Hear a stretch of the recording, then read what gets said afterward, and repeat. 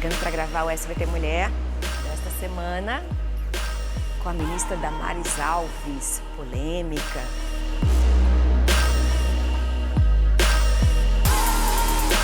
É, Raquel? Gente, ela é mais linda pessoalmente do que eu imaginava. Ministra, bem-vinda.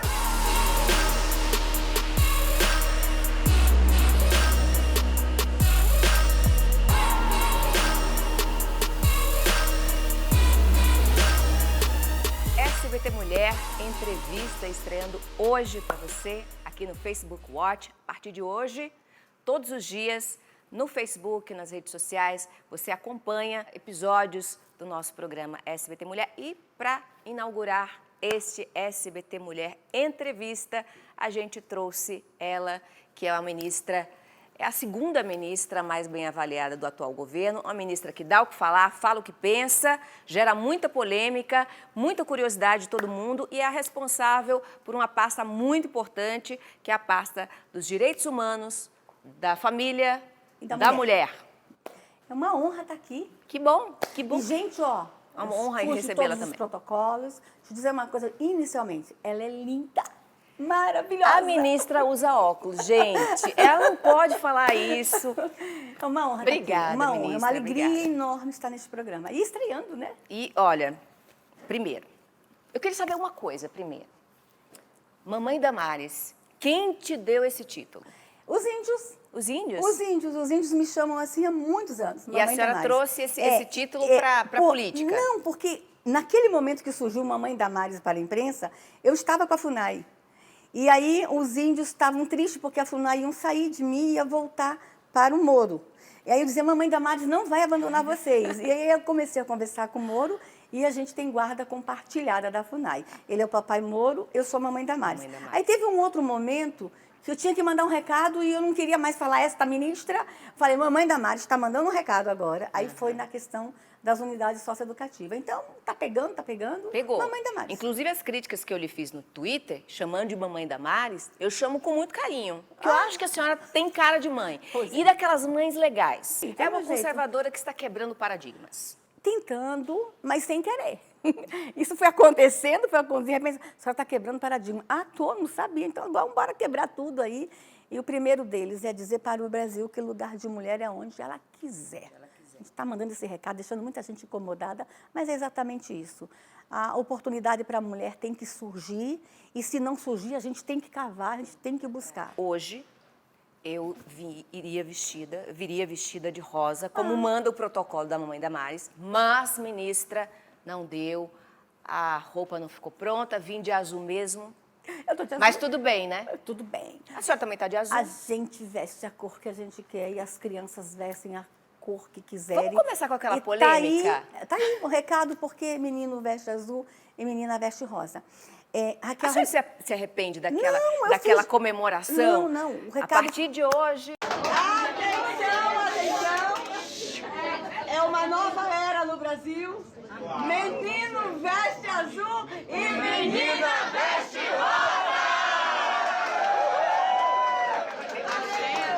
O que eu queria dizer com aquilo? A criança pertence à família. A criança não pertence ao Estado. A família tem o direito e a liberdade. Se quiser vestir rosa, se quiser vestir azul, sem nenhum patrulhamento, se quiser vestir colorido, se não quiser vestir, é a família.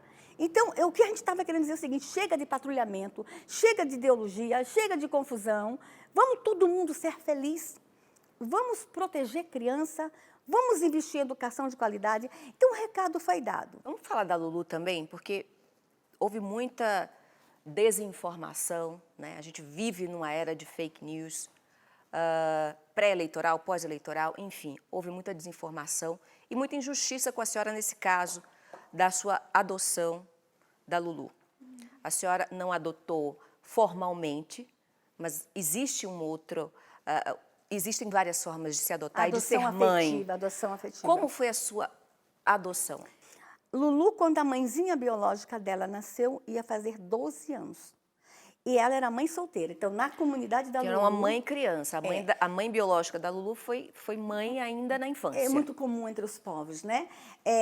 Na comunidade dela, filhos de mãe solteira tem que ser sacrificado. E Lulu é uma dessas meninas que a mãe não podia ficar, a mãe não conseguiu matar, jogou na floresta e um casal que estava caçando pegou a Lulu e levou para eles. Só que quando Lulu chega lá na nossa comunidade, aí foi amor à primeira vista. Só que ela chega na nossa comunidade na condição, eu não vou falar a palavra escrava, mas ela era, tanto que o nome dela significa coisa de ninguém. Ela era uma menina agregada. E os camaiurás que estavam lá na minha comunidade continuavam tratando ela, na minha comunidade, como coisa de ninguém. Aí, para evitar esse problema na comunidade, na chácara, eu levo Lulu para casa. E por que então que se criou essa mentira em torno da sua relação com a Lulu, de que a senhora teria sequestrado a sua filha? A gente vai voltar lá atrás. Eu fui proibida por muitos anos de falar, porque eles acham que eu faço interferência cultural. Eu não posso salvar as crianças, porque o fato de salvar, eu estou mexendo com a cultura. Só que eu tenho um entendimento que a cultura não pode ser maior que a vida. São crianças. E não há culturas intocáveis? Pois é, toda cultura é mutável, é a história da humanidade. E são crianças, são brasileirinhas. Nasceram em território brasileiro e está sobre elas a Constituição. Então, eu comecei a salvar, mas eu fazia isso de uma forma muito anônima, sem fazer alarde. Só que em 2004, o nosso grupo foi acusado de sequestro. Porque nós tiramos uma menina e a mãe da aldeia de um povo isolado, chamado Suruahá. A mãe não queria matar, ela foi enterrada, essa menina. Essa menina ficou quase 1 hora enterrada, mas a mãe resgata e foge para o nosso grupo, era um grupo de missionários. A partir daí, os antropólogos começam a dizer que nós estávamos sequestrando. Para a gente se defender, a gente teve que dizer, olha, a gente não está sequestrando, nós estamos salvando. Então, eles nos obrigam a gente falar. Então, é uma história antiga, lá de trás, é toda uma corrente do relativismo cultural que diz que a vida depende da cultura. Se não é para o índio vida, não é. Eu não penso assim, na hierarquia dos direitos prevalece o direito à vida. A Constituição vale para todos os brasileiros, né? Então, Indígenas ou não. É uma história muito antiga e, nesse momento em que todo mundo precisava falar muito mal da ministra, eles descobrem que a FUNAI me via no passado como sequestradora. Está explicado, gente. É isso. Está explicado. Mas eu nunca sequestrei uma criança indígena, ainda. Ainda? A senhora pretende? Olha, se eu precisar salvar uma vida, se o único recurso for o sequestro, eu sequestro. A senhora é capaz? Claro, eu sequestro, vou na delegacia e falo, eu sequestrei, mas eu vou ficar e vou salvar essa criança. A senhora tem nas mãos temas muito espinhosos, muito difíceis de lidar. São muitos problemas para uma pasta só, né? Os números do feminicídio, e aqui eu queria tratar sobre a violência, especificamente a violência contra a mulher, né? Os números são alarmantes. A gente noticia cada dia mais casos de feminicídio no Brasil. Eu pergunto à senhora, é uma sensação de que está havendo mais crimes contra mulheres, os abusadores de mulheres estão mais empoderados ou o que está havendo é outra coisa? Seria uma maior publicidade, uma maior divulgação desses casos? Olha, primeiro, nós temos hoje mais mulheres denunciando violência. Então, quando a gente usa o parâmetro, por exemplo, o Ligue 180, ele tem, nós entregamos para a sociedade agora um canal de denúncias que funciona, porque quando eu recebi o Ministério, ficava-se 70 minutos para ser atendido. Nós estabelecemos uma meta de menos 1 minuto e chegamos a menos 1 minuto. Então, estão denunciando mais. Nós estamos divulgando mais este canal. Nós estamos indo mais falar com as mulheres. Mas isso não diminui nada essa triste realidade de que a violência aumentou. A violência contra a mulher aumentou muito. E a gente vai ter que encarar isso com muita firmeza, Raquel. E com muita bravura. E todo mundo vai ter que vir para essa luta. Nessa luta de proteção da mulher no Brasil, nós vamos ter que esquecer todas as nossas diferenças ideológicas, partidárias, religiosas. Nós vamos ter que nos unir. Ou a gente faz isso, ou a gente faz isso. Não tem opção B. A Lei Maria da Penha prevê a restauração do agressor. E a gente precisa trabalhar esse agressor. Tá? E aí a gente destaca algumas experiências exitosas, como os grupos reflexivos que os tribunais oferecem. Ao invés de o homem pagar uma cesta básica, ele vai ter que participar de um grupo reflexivo. E você sabia que a reincidência é 2% apenas? Existe e funciona. Muitos desses homens vieram de um lar agressivo, de uma família disfuncional. Então, nós de um precisamos... pai abusador, de uma Sim. mãe que se deixava abusar. Ou ele é vítima de espancamento, Ele próprio, vítima de de violência. abusos, né? Então, a gente precisa investir nesse agressor. A criança, ela reproduz comportamentos e que tem ela... também padrões que ela... aquele autor que é alcoólatra.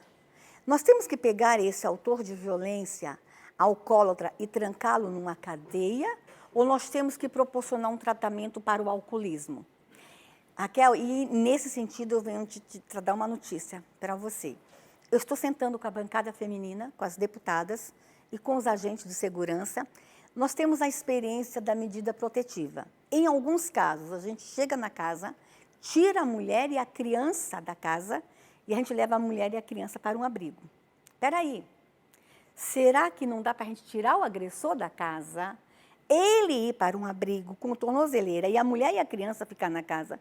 Porque quando eu tiro a mulher, tem casos que não pode, tem casos que é risco de vida, mas há casos que a gente pode fazer inverso. O homem vai para o abrigo ser tratado e a mulher fica em casa com a criança. Porque quando eu tiro a mulher, nós temos estados no Brasil que quando eu tiro a mulher para levar para um abrigo, o abrigo não aceita a criança. Você sabia disso? A mulher fica em um abrigo em alguns estados e a criança em outro. Eu dividi a família em 3. Essa criança está longe da escola. Está longe do pai, do amigo, da mãe, do lar. E o cara, porque bebeu, tá lá, a família está fora, ele acorda sóbrio no outro dia. O que aconteceu? E quando a gente pega esse agressor, que é um alcoólatra, por exemplo, e põe na cadeia. Esse homem, tem homens que passar uma noite na cadeia é uma desonra. Este homem perde o emprego porque foi preso, este homem tem vergonha, às vezes sai mais agressivo porque foi para a cadeia. Então, a gente fazer aí uma revisão das medidas protetivas. Ministra, não é segredo, a senhora já falou isso em outras entrevistas que eu acompanhei. A senhora mesmo foi vítima de violência. Que tipo de violência foi essa? Aos 6 anos de idade, eu fui barbaramente estuprada.